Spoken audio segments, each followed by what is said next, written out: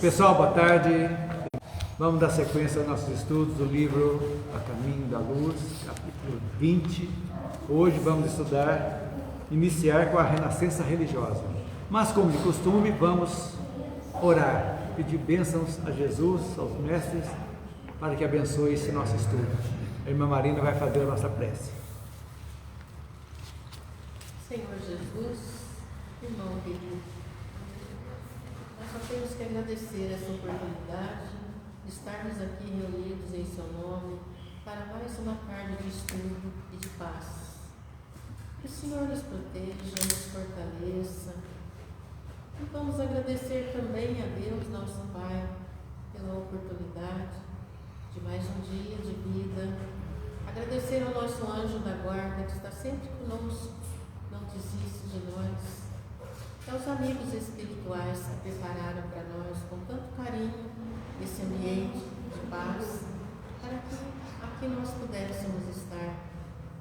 Vamos pedir para as pessoas que deixaram os nomes nos cadernos, os encarnados, os desencarnados, os amigos que não puderam estar aqui conosco hoje, e para todos os necessitados, que nós possamos ter um dia de uma tarde de paz e de luz. Mestre Jesus, continue conosco, nos abraçando, nos envolvendo com seu amor, com sua paz, com a sua luz, hoje, agora e sempre. Que assim seja. Que assim seja, graças a Deus. E aí, pessoal, então vamos lá. Como houve o renascimento cultural, econômico, social, começou lá no século XV, que nós já estudamos, que foi preparado pela espiritualidade também, e que necessitaria sair das trevas. Chegou o momento, né, das pessoas acordarem para a luz, daqueles 1000 anos de trevas que nós tivemos na Idade Média. Então, chegou o momento. Então, começou no século XV. O Renascimento começou na Itália, né? Foi lá primeiro, realmente, que era a sede, né, da Igreja Católica, tudo ali, que é onde precisava mexer mesmo. E esse renascimento cultural se estendeu começou na Itália e se estendeu por toda a Europa. Mas também, aliado a isso, havia também a necessidade de um renascimento religioso. Precisava também, do jeito que estava, a espiritualidade viu que estava tomando um rumo totalmente diferente. Então foram preparados vários reencarnes de pessoas já que vieram com essa ideia, já essa missão de dar uma sacudida na Igreja Católica para modificar, com o objetivo de retornar realmente ao cristianismo primitivo, que era realmente aquele ideal que Jesus disse que foi feito no começo, tranquilo, direto, sem hierarquia, sem dinheiro envolvendo, sem poder. Realmente foram preparados, né? Nós tivemos aqui Lutero, Calvino, Erasmo, Melanchthon e outros vultos notáveis dessa reforma religiosa que iniciou-se então. Então, no início do século XVI, né, o monge agostiniano causou um grande furor na Europa ao lançar suas ideias, né, Lutero, que era um monge, contrárias aos dogmas católicos. O que são dogmas? São coisas criadas como verdade absoluta que não podem ser contestadas. Não admite contestação. Você tem que crer, obrigado a crer. Não interessa. Como a virgindade de Maria é um caso, como é o caso da Santíssima Trindade é um dogma, e vários outros foram criados pelo homem. E ele se revoltou com isso. Então Martinho Lutero acreditava, a ideia dele, que a salvação do homem não se daria por meio das compras das indulgências. Foi a gota d'água, né? Essas indulgências que o Papa, precisando de dinheiro, colocou lá um livro, nós vamos ver o nome aqui, o livro das taxas, da Sagrada Chancelaria e da Sagrada Penitenciária Católica, que era para vender. Você podia fazer o que você quisesse, você dava um dinheiro, estaria perdoado. E dependendo do pecado, se fosse o pecado cabeludo, tinha que mais dinheiro, muito mais mais. dinheiro. Que era uma tabela de preço. tabela de preço, de acordo com uma ela, é tabela, verdade. né? Assistam o filme do Lutero, tá tudo ali, né? Tá. Muito bom o filme. Então, na Igreja Católica, e ele achava também que não tinha que ter diferença entre os clérigos e os leigos. Tinha que ser tudo igual, como Jesus era na época dele. Tudo simples. Os apóstolos eram pescadores, tal, ali, sem, voltado à simplicidade, né? Devia ser acessível, e a Bíblia tinha que ser acessível a todos. E a Igreja Católica não permitia isso. Quem interpretava a Bíblia eram os padres. Isso só veio a modificar em 63, no concílio do Papa João 23, se não me engano, que tirou o latim, colocou as missas, as solenidades na língua de cada país, e também a Bíblia foi permitido que todos pudessem ter conhecimento. Que medo, né, de ter, e aquilo ali não pode. Deles perderem o poder. Que as missas de sacerdote passou a virar povo. Para o povo também. Que antes era de costa. Era de costa. Né? Era de costa e só o povo respondia em latim. Isso. E eu ainda peguei isso aí. Missa em Eu latim. também. Eu lembro do Farragut.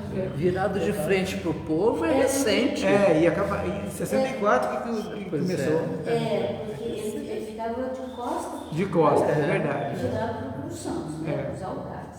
Aí depois virou, porque pensa bem, né? É a missa de frente para o público. De frente para o povo. Então, o Lutero fez várias 95 itens, que são conhecidos como as 95 teses, que foram pregadas na porta da igreja lá.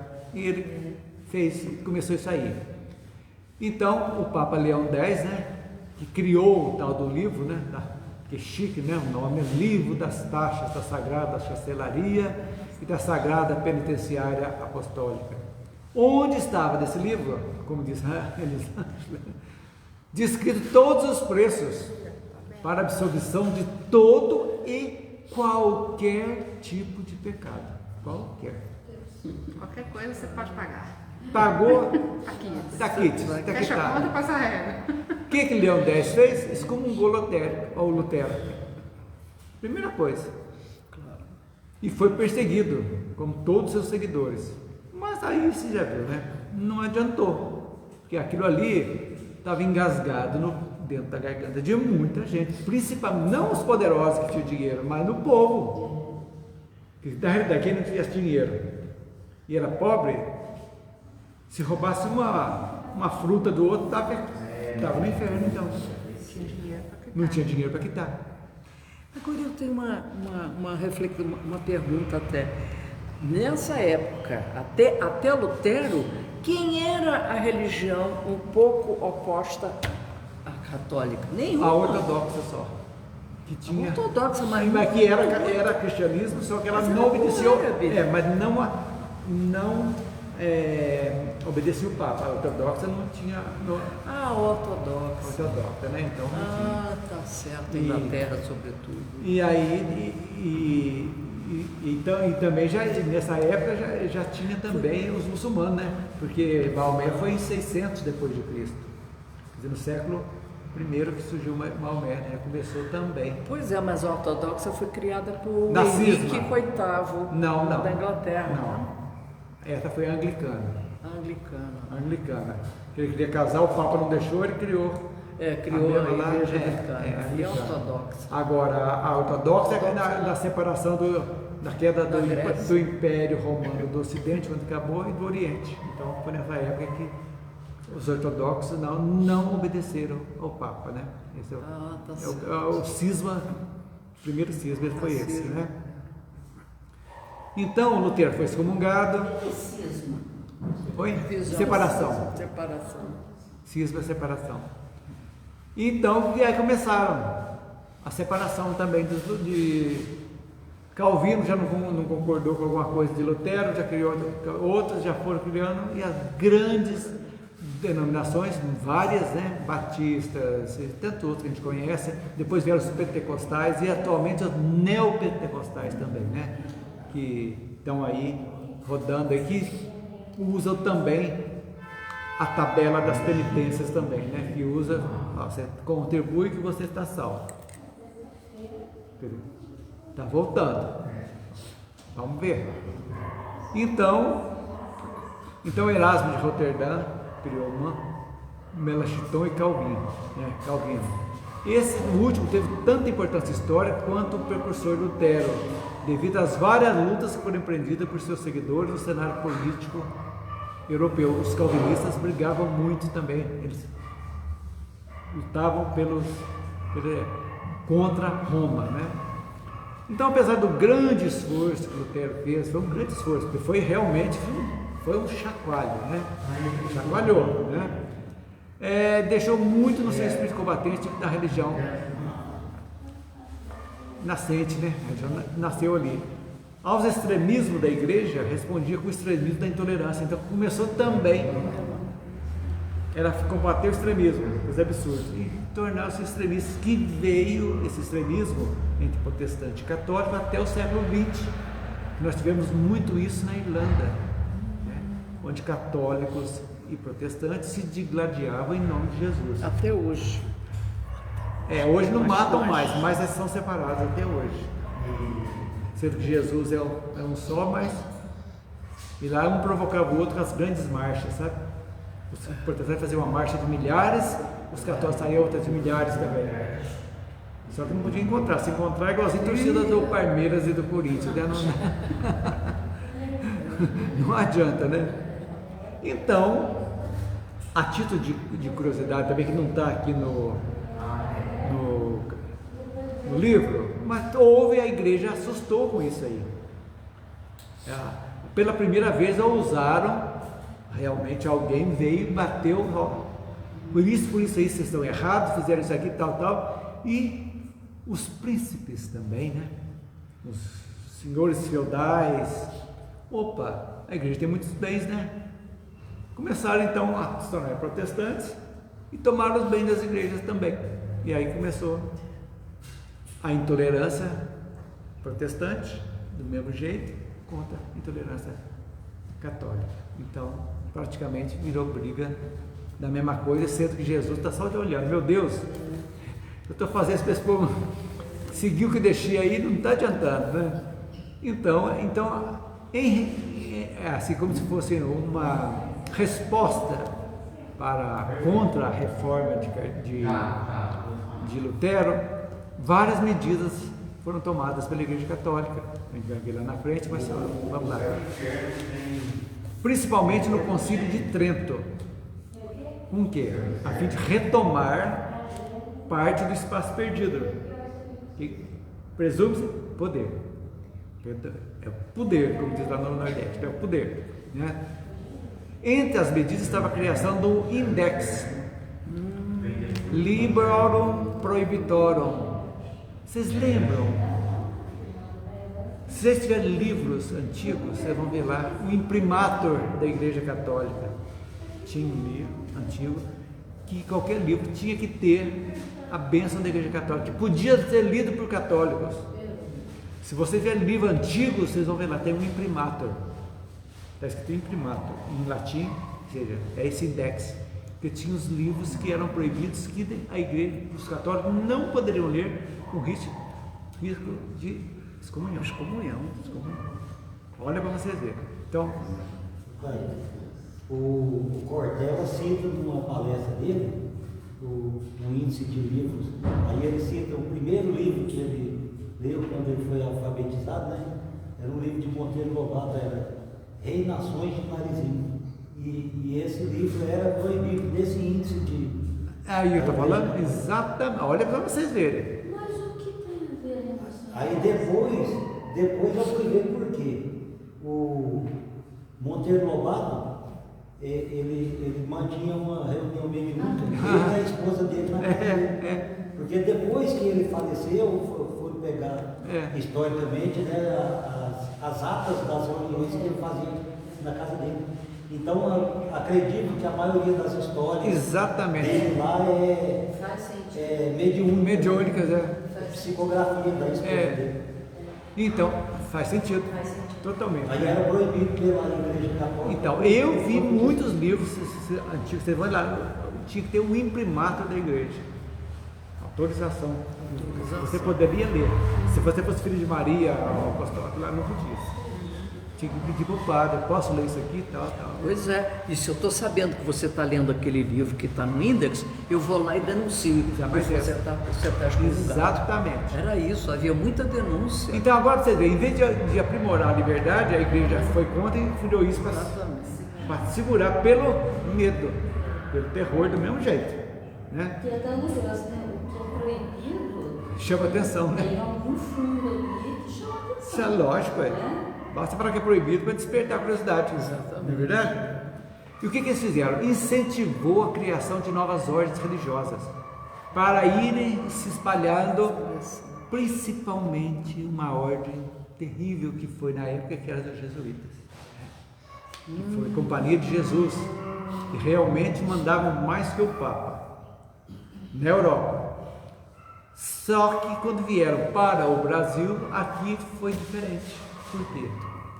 Por quê? Porque aqui vieram realmente para catequizar os índios e tudo, mas lá tinha até o Papa Negro, que eles falavam que era o superior dos jesuítas, tinha um poder tal qual o Papa. Diga. Agora eu coloco aqui uma pergunta para todos vocês. É lícito esses jesuítas terem vindo e acabado com toda a ritualística indígena? Foi válido isso? Colocando os índios com todos aqueles rituais, porque eles já tinham o sentimento crenças, a crença no Deus, no Deus trovão, no jeito Tupã, deles. no sol. Mas era deles. Deles, do jeito né? deles. Então, em vez de andar nozinho para ir atrás do padre quando Eles o padre não ia tinham- eles não resolver, tinham uma eles maldade. não tinham maldade. Aí tinha que acompanhar o padre resolver, fazendo a missa, o jesuíta fazendo a missa lá, mostrando para eles o que era a missa. Coitadinhos, tiveram que botar um negocinho aqui ali. E mostraram a vergonha que eles não tinham igualzinho. A vergonha. Não tinha a pureza do índio. Pureza. A pureza do índio nessa época. Então, foram os colonizadores, Foi nós uma falamos há pouco, foram escravidão invasores camuflada, mesmo, né? né? Até a cultura se acabaram, né? A Foi cultura uma escravidão camuflada. Ninguém se Camuflada. fala disso como uma escravidão, mas foi também. Foi, Né? mesma coisa, exatamente. A matança dos índios foi uma coisa. E pior, trouxeram as doenças para os índios, né? Porque eles eram imunes, não tinham, a imunidade deles era zero, por quê? Nem Porque não tinha gripe, nada. nem gripe, Nem não. gripe, eles conheciam isso aí. Resfriado, não existia. Chegaram.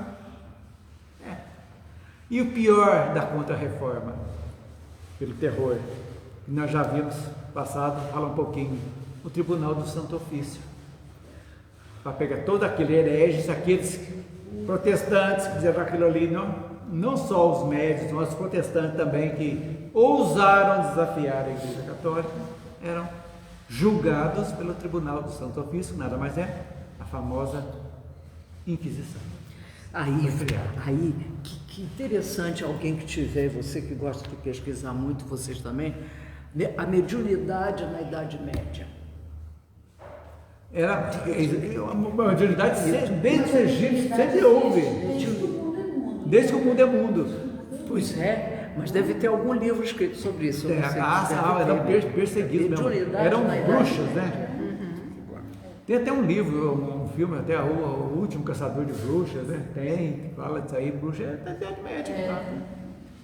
Tá? Que era uma médium, exatamente. Olha, não é fácil, viu?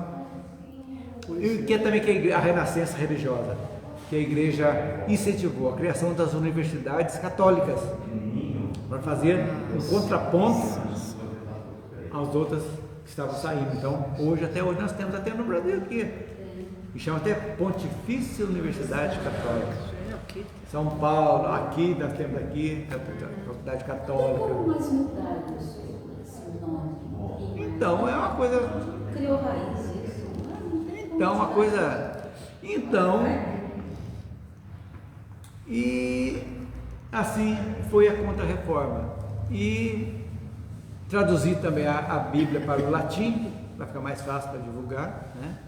Os padres, e outras coisas que fizeram, que pouco adiantou, né? Porque a separação estava feita e a igreja realmente, se ela quisesse modificar, ela tem que mudar a estrutura dela, né? E continua até hoje, né? A mesma coisa, a mesma coisa. A hierarquia, a política. Hoje o Banco do Vaticano, todos os grandes empresários que têm dinheiro escuso, usam o banco. Vai no Banco do Vaticano. O Banco do Vaticano tem os maiores depósitos do mundo, diz que até a máfia tem Dinheiro. tem dinheiro lá no Banco do Vaticano, né? Então, aí quando você assiste o filme lá, aqueles filmes sobre o Vaticano, que tem essas histórias ali, né? A gente vê que tudo tem uma razão de ser, né? Não é teoria de conspiração, não, né? Tudo tem uma razão de ser. É um processo histórico. Então vamos falar sobre a Companhia de Jesus, então, que foi uma das criadas na Contra-Reforma que vieram para a igreja ver, né? Então, olha interessante, no primeiro item aí, ó, uma onda de claridades novas felicitava todas as consciências, mas os espíritos tenebrosos e pervertidos, que mostraram ao europeu outras aplicações da pólvora, quer dizer, a pólvora não foi feita para guerra, eu falei para vocês, foi feita para fogos de artifício, que fazia parte da cultura chinesa que até hoje eles têm as festividades que usam, aplicaram espíritos tenebrosos.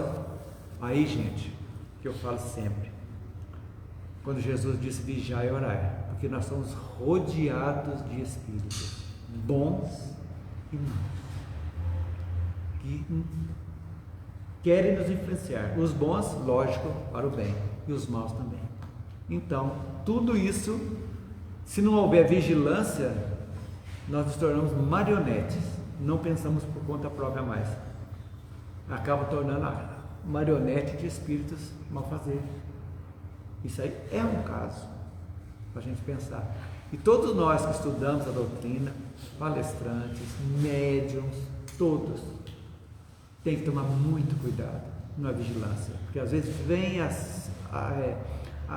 pensamentos que não são da gente e de repente bate 2 vezes, 3 vezes, até que você chega num ponto e fala, mas o que é isso? Isso aí, eu não sou assim, por que eu tenho que agir desse jeito?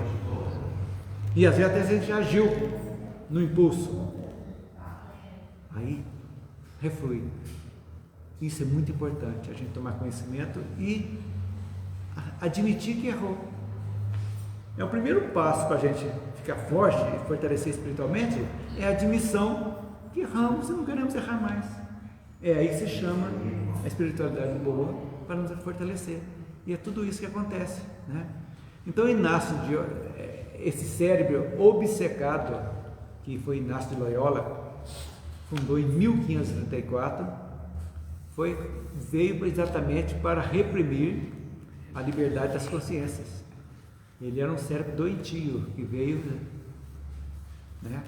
Era a mão forte da igreja e eles faziam parte do Tribunal da Inquisição. Os jesuítas tomavam conta praticamente da Inquisição. Porque tinha cultura, né? Cultura fantástica. A faculdade de Santa Rita aqui, como é que chama a faculdade de Santa Rita? De administração, foi jesuíta. A escola técnica de eletrônica, quem que veio para cá que assim a Moreira trouxe para jesuíta? Cultura fantástica. Os jesuítas criaram a escola de eletrônica, foi a primeira da América Latina. Foi Inatel. Inatel foi o Instituto Nacional, não. Foi depois. Como é que chama? Tem uma sigla, né?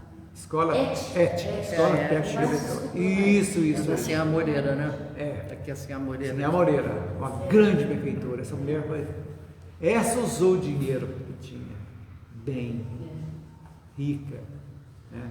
E usou em prol da. Eu conheci ela, minha tia trabalhava para ela. É mesmo, Marina? fui lá uma vez, era pequenininha, mas boazinha, aquela pessoa. Não, aquela mulher era fantástica. Você conheceu ela? Nada, conheci.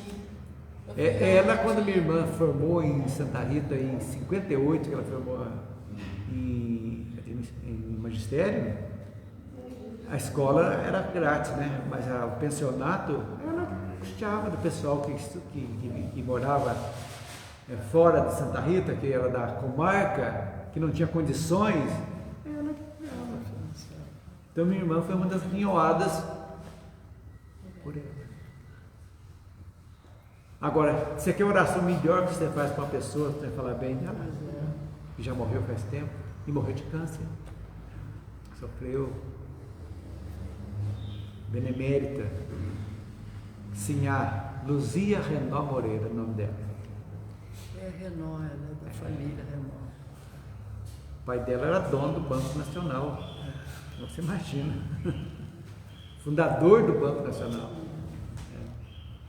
Então, foi criado pelo Tribunal da Inquisição, e aí começaram os autos de fé, né? Também. O famoso autos de fé, onde nós tivemos um auto de fé conhecido nosso, que foi a queima dos livros espíritas em Barcelona, né? Foi um auto de fé, não ia tudo ali e fazia um auto de fé ali. As fogueiras do Santo Ofício, é isso aí. Olha, gente, que absurdo aqui. Um item que está no livro, vocês vão ler aí. Na Espanha, queimavam o infeliz em praça pública. Todo mundo batia palma. Na França, tétrica noite causava pesadelos coletivos em matéria de fé. Na Irlanda, olha aí onde começou. Fiéis faziam questão de levar ao altar de Jesus a vela feita da gordura dos protestantes. Beijo, Maria. Gente, barbarismo, como pode uma religião que Jesus veio mostrar o amor, as pessoas matarem e fazerem vela com a gordura que saía humana. Humana. Isso é pior que o nazismo. Que horror. Pior que o nazismo. Que horror. Fanatismo que não. Gente, mas não, isso aí não era religião, não era religião de homem. De Jesus não tinha nada disso. Que horror. Você levar ao altar, tudo isso aconteceu.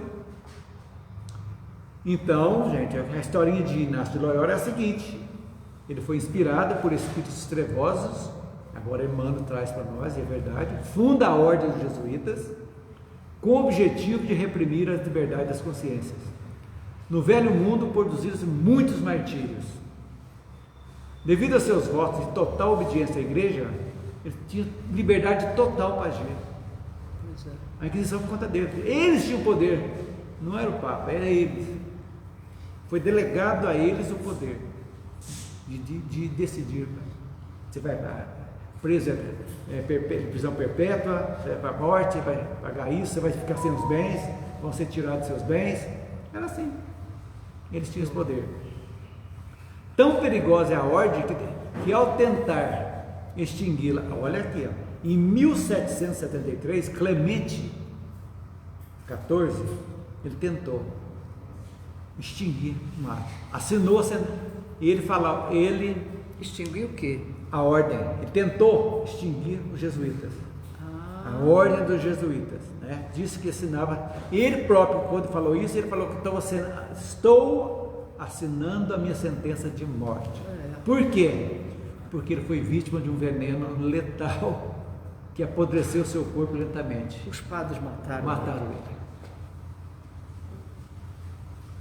Aí eu pergunto, e o Papa João Paulo I também, que foi 40 dias só, que era o Papa Sorriso, de repente morre também.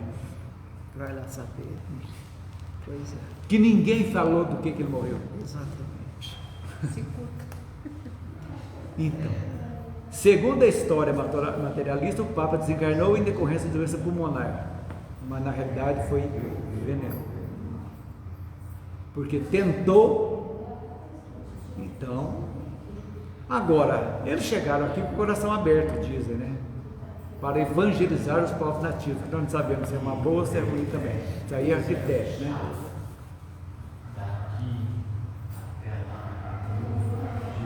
Então, O que nós podemos fazer? Podemos recordar um pouquinho também, a título de curiosidade, para quem não assistiu sobre a Inquisição, né? Nós já falamos, começou em 476 e foi até 1453. Mas na realidade mesmo, ela foi acabar em 1789, né, no século XVIII, que o último reduto da Inquisição foi a Espanha. Então, não tem jeito, né? Então, o Tribunal do Santo Ofício chegou no Brasil, dizem que houve morte aqui, condenações de morte aqui também. É uma coisa escusa que a gente precisava estudar a respeito, deve ter muita coisa aqui na igreja, escondido até às vezes aqui, sobre a Inquisição no Brasil. Eu acho interessantíssimo isso aí para a gente saber.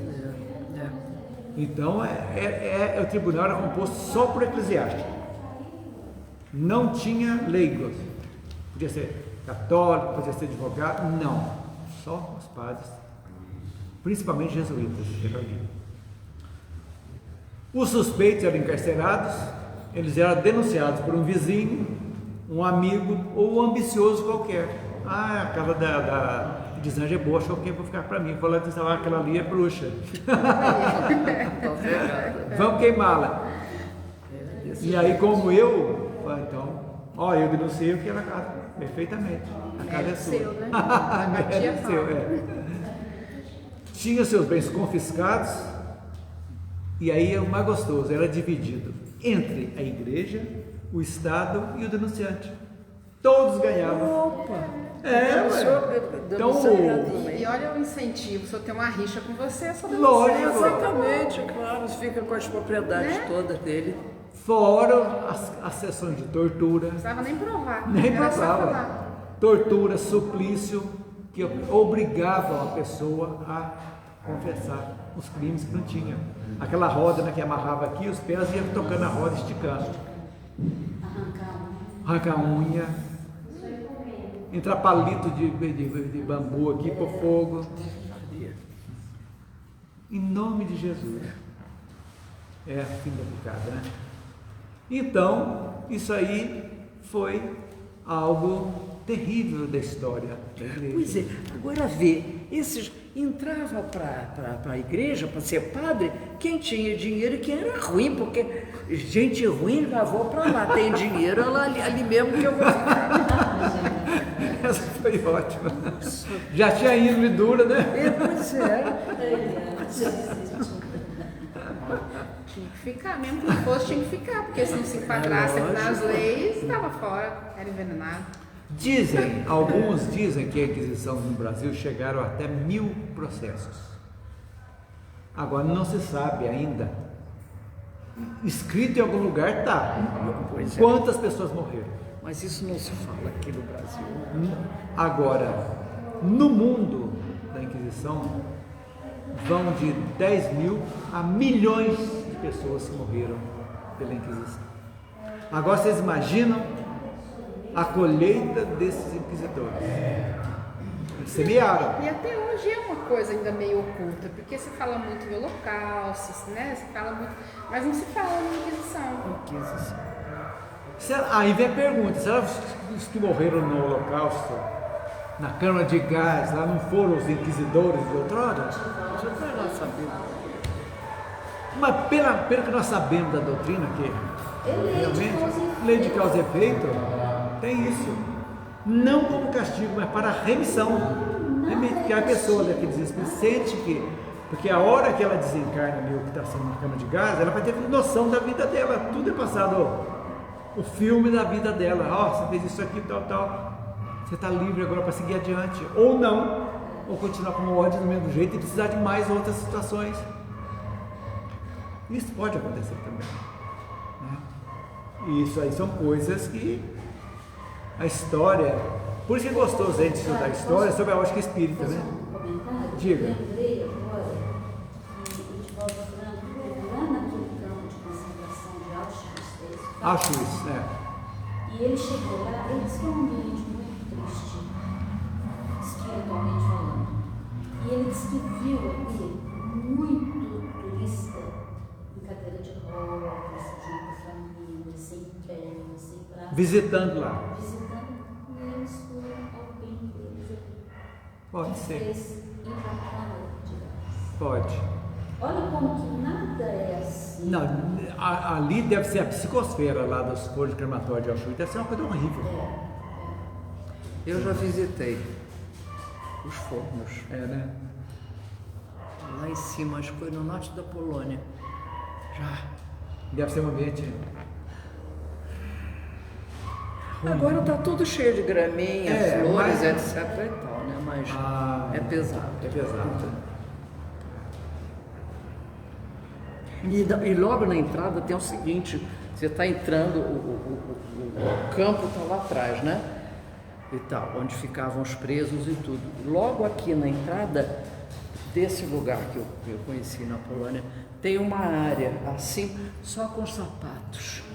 Os sapatos. Eu já vi foto. É isso aí que me deixou mais estremecido, porque aquilo ali é real. É um espaço desse tamanho, sapatos das cheio de pessoas, né? sapatinho. Cheio de sapatinho, sapato de homem, bota de criança. Quando eu olhava aquele sapatinho de criança, Aquilo é um tudo ali, memorial. de- sabe? A é pessoa um vira- memorial. É, memorial. De gente que morreu.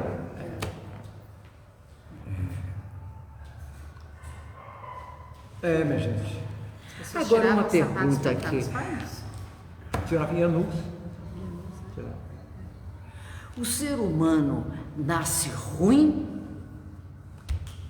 Não, na realidade ele nasce o que era. Vem a índole, que vem o véu do esquecimento. Você foi ruim. Você vai para lá, tem a oportunidade. Ou a encarnação compulsória, a reencarnação compulsória, ou assistida, não interessa. Você vem com que intuito? Dominar essa coisa negativa sua na tua vida. Só que, ao invés de você dominar e batalhar, você mergulha e continua. Aí a ruindade vem, aquilo que já era, e continua ruim. Por quê? Porque ele não conseguiu se dominar. Então vai ter que vir em encarnações mais difíceis, cada vez mais, até Tomar consciência. a dor fazer tomar consciência. Mas de onde vem a primeira ruindade? A livre escolha. Olha, primeira coisa, razão, pensamento contínuo, inteligência. Você pode escolher. Livre, mas a consciência que era colocada dentro de cada um de nós fala o seguinte: tudo aquilo que você fizer, você colherá. Então a ruindade, você faz uma coisa única. Folcloricamente falando, Caim matou Abel, fez um assassinato. Ele já então, perante as leis divinas, ele está em débito. Em algum momento, ele teria também que passar por uma situação para reequilibrar aquilo que ele fez. Então, o começo é assim. Quando você sai do primitivismo, lá dos áreas do instinto que você, O reino animal. o reino animal que vai, começa as escolhas. Então, a dor, quando você faz aqui, quando você sai do reino hominal, do reino animal para o hominal, então o instinto ainda está mais forte, concorda? Tem muita coisa para minar. Então você já tem um pensamento, mas você vai matar, vai comer a carne do teu adversário, tudo, e vai criando aquilo. E você volta, você vai para o mundo espiritual, volta como homem. Mas você ainda tem vestígios. Vestígios ainda que- indícios de animal ali. Indício, mas que você já era no reino nominal, que você praticou ainda com a barbárie dos animais ainda, do instintivo. Então começa, aí normalmente o início é mais pela dor, para você dominar, você vai indo acertando, até você cair a ficha. Mas por que eu estou sofrendo? Quantas encarnações para frente você teve? Poxa, se eu fiz isso aqui agora, estou fazendo, por quê? Aí começa o questionamento. É aí que você vai despertar para Deus, através das leis, que a consciência tua vai despertando, devagarzinho. Você fala, isso aí não é. Se Jesus, aí vem Jesus mostrar o amor, mostrando que nós temos que amar a fraternidade, é o objetivo nosso. Então, aí, poxa, eu falhei, se eu tenho que amar até o meu inimigo, o Evangelho nos diz que eu tenho que amar ele, não um amor fraterno igualzinho, mas eu tenho que ajudá-lo, eu fiz, então cai a ficha. Mas o que eu fiz errado, eu tenho que resgatar, concorda? Por quê? Porque eu feri um equilíbrio universal. E aí vem as reencarnações dificultosas que nós temos, que hoje, ó, você fala assim, nossa, aquela pessoa tão boa, realmente, tem uma vida regrada, tudo está sofrendo. Mas nós sabemos que sofre por 3 motivos. Por missão, que vem aqui. Ele está sendo uma pessoa boa, mas o que E isso pode ser provação, e pode ser missão, provação, ou ali das vezes expiação, que é realmente a caída da ficha daquilo que você fez, para você conscientizar para não fazer mais. Então aí começa no início. Começa no começo. Começa no começo. Quando você entra no reino nominal, a primeira encarnação, já como humano, lá no Homo sapiens sapiens, que fomos lá, você começa a tomar decisões, e as decisões vão ter consequências. Aí você fala assim, puxa vida, eu fiz isso aqui, eu preservei isso aqui, aconteceu isso aqui, já vai pensando, poxa, então, uma coisa boa que eu fiz, eu estou colhendo aqui. Essa planta aqui que eu estou comendo, não sei, cai no chão, lá no começo lá, e nasce. Mas nasce, se eu cuidar, eu vou ter comida então. Então eu vou cuidar e daqui eu vou ter comida. Então, a colheita já é uma bênção que ele iniciou, e assim sucessivamente as coisas vão acontecer. Esse é um tema fantástico do Espiritismo. Não tenha dúvida. A saída e essa volta, a reencarnação. A reencarnação é a maior bênção É uma coisa. que pode existir na humanidade. Aí as pessoas falam, um dia não vai precisar mais. Não, um dia não vai precisar mais. Quem é espírito puro não precisa mais. Só com missão. Vem, faz a missão e tchau. Né? Mas como nem provação e nem expiação necessita mais. Vamos chegar lá. Não sei quando. Então, gente, só para título de curiosidade, a audiência pública é aquela que reunia os autos de fé, né? Denominava-se audiência pública, que era nas praças, fazia todo mundo, e ali reunia-se tudo ali para que fizessem, o povo ajudasse a julgar aquilo ali, fazia aquilo ali e mostrava por que o povo estava o povo. E nós tivemos dois, isso aqui é interessante, gente, tivemos, deixa eu ver, 2 autos de fé muito interessantes. Primeiro, Geraldo, você vai gostar, Galileu Galilei, foi um dos primeiros autos de fé que a igreja fez, um dos pais da Revolução Científica, nós estudamos lá na Gênesis. Ele foi um dos réus da Inquisição Católica, em razão de ele defender a tese do heliocentrismo, de que o Sol seria o centro sobre o qual a Terra e os demais planetas orbitariam. Nossa Senhora, isso aí veio. Acharam que, indo de encontro com a teoria defendida pela igreja, que é o geocentrismo, que a Terra é o centro do universo. Meu Deus do céu. Basta olhar para cima, né? Não olhar para cima numa noite estrelada nem um dia, né? Para fugir de uma condenação, Galileu, nesse auto de fé, ele abjurou publicamente as suas ideias. Eu renego as minhas ideias. E que não deu tantos outros. Então, mesmo mordendo a língua, ele teve que fazer isso, para não ser morto. Então, esse auto de fé foi um dos mais importantes, foi esse. Outro martírio da Inquisição, Joana d'Arc, heroína francesa, que depois, 5 séculos depois da igreja queimar dela, colocaram ela como santa. 5 séculos depois. Depois nós tivemos Giordano Bruno, também um frade dominicano, italiano, teólogo, tendo proposta, olha, mas esse aí, ele quis morrer também na época, né? Mas ele precisava fazer isso. O que ele se propôs fazer? Quebrar os dogmas. Primeiro dogma, virgindade de Maria. Segundo, Santíssima Trindade. Ele fez, né? E Deus se divide em 3, não existe. O que aconteceu? Foi queimado.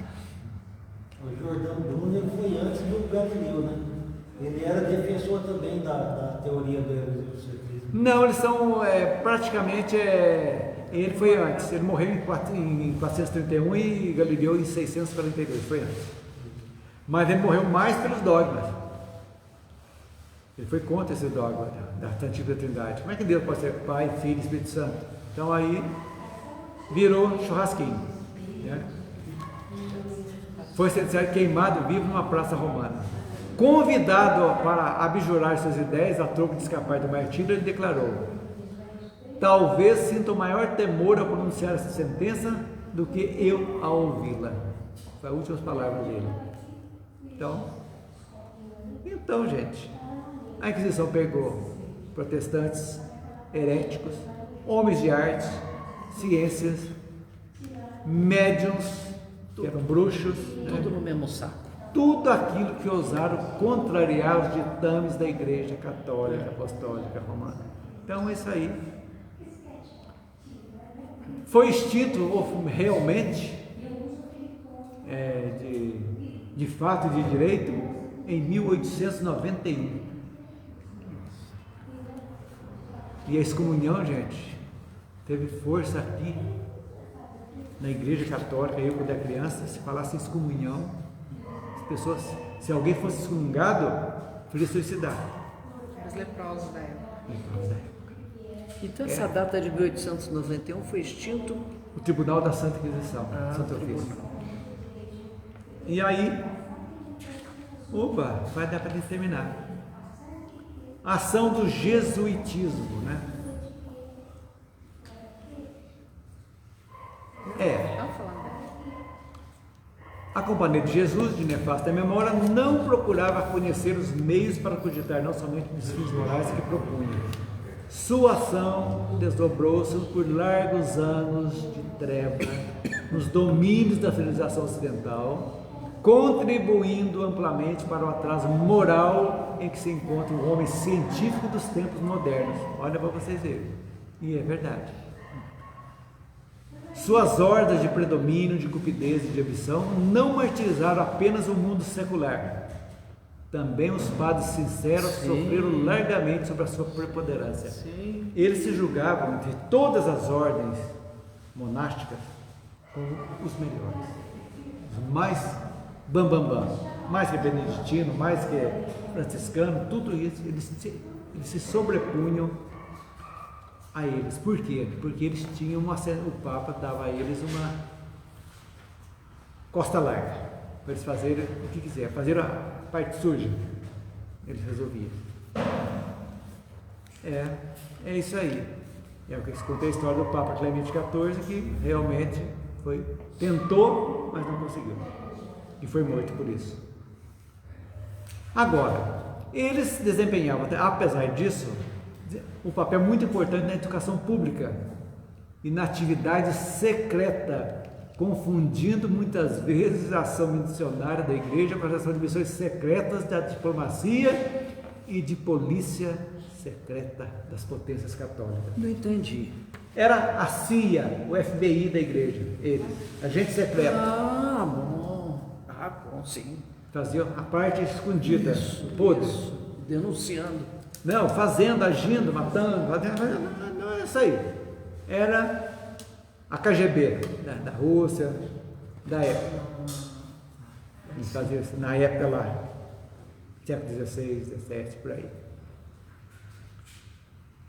No século XIX e XX, mudaram, né? Apresentaram-se à opinião pública dos países católicos como a vanguarda da luta contra o modernismo dentro do catolicismo. Eles eram conservadores, contra a maçonaria. Não sei por que a Igreja Católica quer tanto maçonaria. Porque ela conhecia. A maçonaria só prega fraternidade, Pois é. liberdade e igualdade. Não entendo. Mas e o medo de ter alguma coisa? Medo, né? É por isso. Medo de perder poder, né? Poder. Medo de perda de poder. Olha só que interessante. Para cumprir as missões secretas, utilizavam vestimenta civil e fingiam ser partidários dos seus inimigos para penetrar em suas fileiras. Eles eram infiltrados, espiões, Espionagem. a serviço da Santa Sé. É mole o que mais, não? Gente de Deus. Muito dinheiro envolvido. Lógico. Esta flexibilidade moral e propensão para a carreira política levavam a que se acusasse os jesuítas de hipocrisia e dubiedade. Não tinha dúvida. A personagem literária da comédia de Molière, que eu não li, Tartufo, é o tipo da perversidade, da corrupção dissimulada e hipocritamente considerada como personificação do jesuitismo. Já me deu vontade de conhecer, viu, essa personagem de Molière. Vale a pena.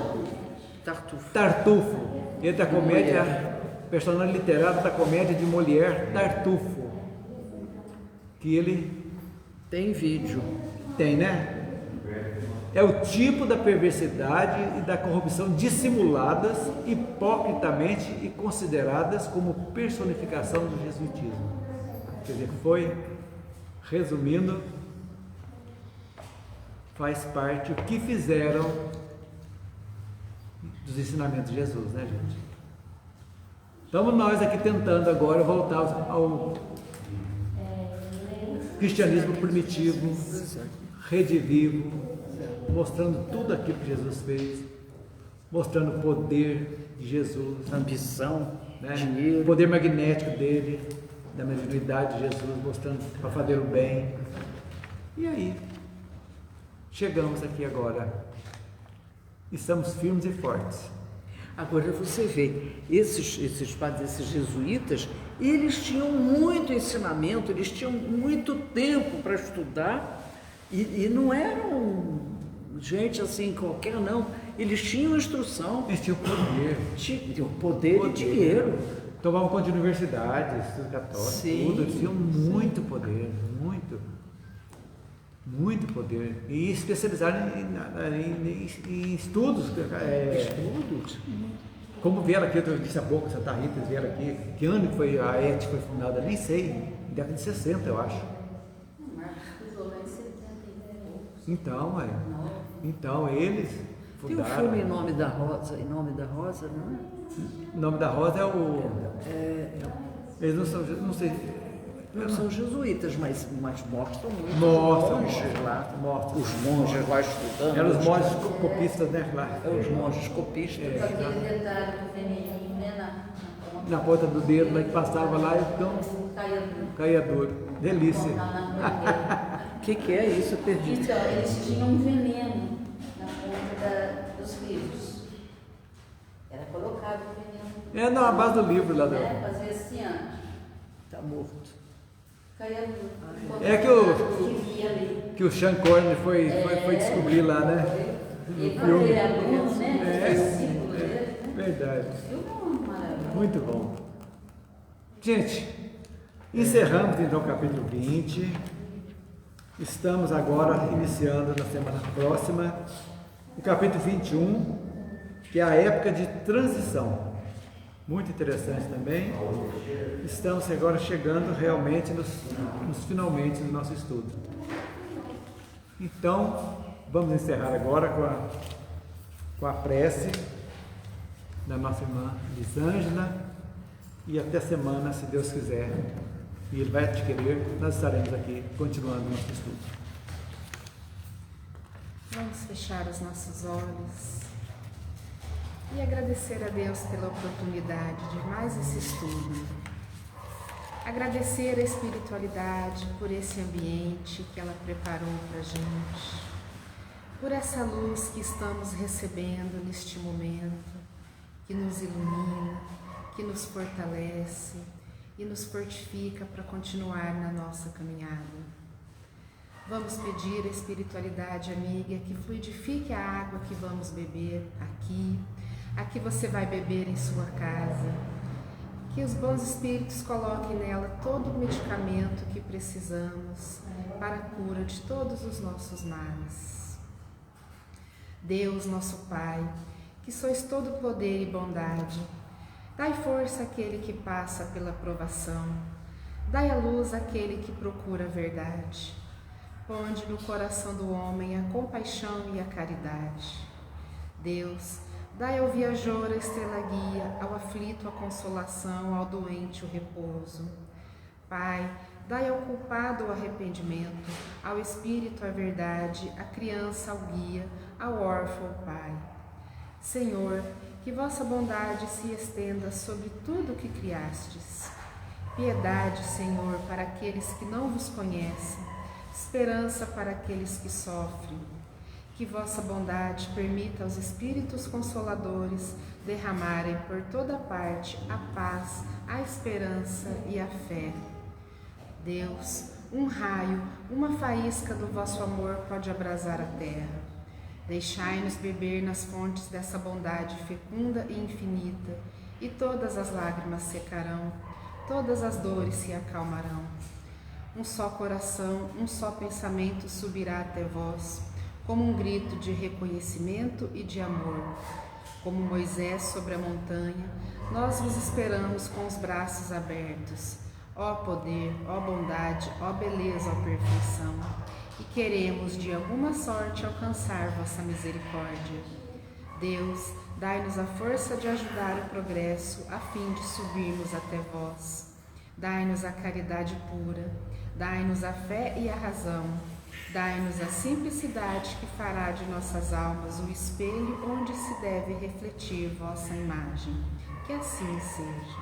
Graças a Deus. Até semana, se Deus quiser.